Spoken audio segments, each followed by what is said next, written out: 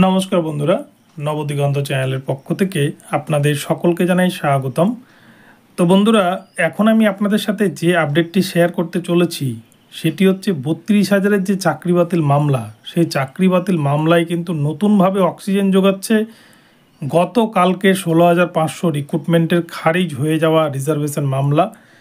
তো এই ৩২,০০০ মামলায় কিন্তু ৩২,০০০-এর যে ইন সার্ভিস টিচার ৪২,৯৪৯ প্যানেলের যে ইন সার্ভিস টিচাররা রয়েছেন তাদের জন্য কিন্তু কিছুটা হলেও খুশির খবর, এবং অপরপক্ষে পিটিশনারদের জন্য গুরুত্বপূর্ণ আপডেট রয়েছে এই ভিডিওতে। আপনারা সম্পূর্ণ ভিডিওটি দেখুন, আপনাদের জন্য ভিডিওটি ভীষণ ইনফরমেটিভ হতে চলেছে। তবে তার আগে বলে রাখি, যারা প্রথমবার চ্যানেলটি দেখছেন আপনারা অবশ্যই চ্যানেলটিকে সাবস্ক্রাইব করে নেবেন এই ধরনের আপডেট সবার আগে সর্বপ্রথমে দেখার জন্য। তো চলুন তাহলে আমরা এবারে আজকের এই আপডেটটি বিস্তারিত প্রথম থেকে শেষ পর্যন্ত দেখে নিই যে ৩২,০০০ মামলায় ঠিক আগামীতে কী ঘটতে চলেছে।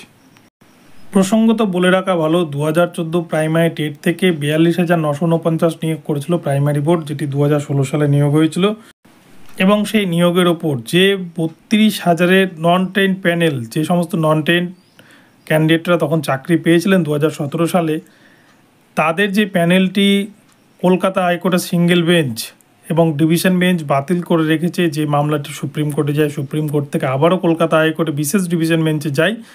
তো সেই মামলায় এবারে কিন্তু একটি বড়সড় ইউটার্ন ঘটতে চলেছে। এই মামলাটি বর্তমানে হারিশ টন্ডন স্যার এবং প্রসেনজিৎ বিশ্বাস স্যারের ডিভিশন বেঞ্চে কিন্তু রয়েছে।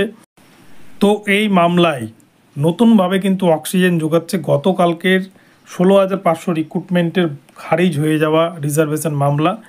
গতকালকে আপনাদেরকে ভিডিওতেই বলেছিলাম যে ৯০-এর নিচে পাওয়া যে সমস্ত এসসি, এসটি, ওবিসি অর্থাৎ সংরক্ষিত শ্রেণীর প্রার্থীরা, যারা কিন্তু জেনারেলে ঢুকতে না পারার কথা, এ সমস্ত ক্যান্ডিডেট তারা মামলাটি দায়ের করেছিলেন কলকাতা হাইকোর্টে, যেখানে দেখা গিয়েছে ১৬,৫০০ রিক্রুটমেন্টে বিপুল পরিমাণ ক্যান্ডিডেট যারা কিন্তু ৯০-এর নিচে টেটে পেয়েও তারা কিন্তু জেনারেলে র্যাঙ্ক করেছে, এবং এই বিষয়টাকে প্রমাণসহ ক্যান্ডিডেটরা তুলে ধরেছিলেন আদালতে। কিন্তু আদালতের বিচারপতি অনিরুদ্ধ রয় তিনি কিন্তু একটা বিষয় পরিষ্কার বলে দিয়েছেন যে কে কীভাবে চাকরি পেয়েছে সেটা এখন আর টাচ করা যাবে না, অর্থাৎ যারা এক কথায় চাকরি পেয়ে গিয়েছে তাদেরকে কোনোভাবেই কিন্তু টাচ করা যাবে না, ডিস্টার্ব করা যাবে না।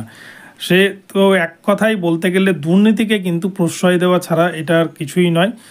তো যে নিয়মে প্রাথমিক শিক্ষা পর্ষদ চাকরিটি দিয়েছে, মুষ্টিমেয় কিছু ক্যান্ডিডেটকে তারা কিন্তু রিজার্ভেশন ক্যাটাগরি থেকে তারা জেনারেলে ট্রান্সফার করেছে ৯০-এর নিচে পাওয়ার সত্ত্বেও, যে বিষয়টা নিয়েই মামলাটি দায়ের হয়েছিল। আর এই মামলাতেই কিন্তু বিচারপতি এরূপ মন্তব্য করেছেন, যার ফলে মামলাটিকে পুরোপুরি ডিসপোজ করে দেওয়া হয়েছে। মামলাটি কিন্তু একদম পুরোপুরি বন্ধ, অর্থাৎ খারিজ করে দেওয়া হয়েছে। এই মামলা নিয়ে আর কোনো শুনানি হচ্ছে না। তো এইখানটাই কিন্তু একটা বিষয় লক্ষণীয়, ৩২,০০০ মামলাতেও কিন্তু যদি ওই একই কথাই প্রযোজ্য হয় যে কে কীভাবে চাকরি পেয়েছে সেটা দেখার দরকার নেই, যারা চাকরি পেয়ে গেছে তাদেরকে আর ডিস্টার্ব করা যাবে না। তো এই জায়গাটা তুলে ধরলে এখানেই কিন্তু কারোরই চাকরি এই নিয়ম অনুসারে বাতিল হবে না। যদি গতকালকের বিচারপতি অনিরুদ্ধ রায়ের বেঞ্চের এজলাসের যে শুনানির যে কথাবার্তা, এটাকে যদি ধরে নেওয়া যায় তাহলে কিন্তু কারোরই আগামীতে চাকরি বাতিল হচ্ছে না। তো এক কথায় বলতে গেলে ৩২,০০০-এ যে সমস্ত ইন সার্ভিস টিচাররা রয়েছে, এবং বিশেষ করে তাদের মধ্যে যারা টাকার বিনিময়ে বা টেট ফেল করেও চাকরি পেয়েছে, তাদেরও কিন্তু চাকরি হয়তো আগামীতে বাতিল হবে না, কেননা কাউকেই কিন্তু চাকরি পেয়ে গেলে ডিস্টার্ব করা যাবে না। অর্থাৎ এক কথায় বলতে গেলে যারা চাকরি পেয়ে গেছে, চাকরি চাওয়া কিন্তু অত সহজ বিষয় নয়। এরকমই একটা বিষয় এসে দাঁড়াচ্ছে।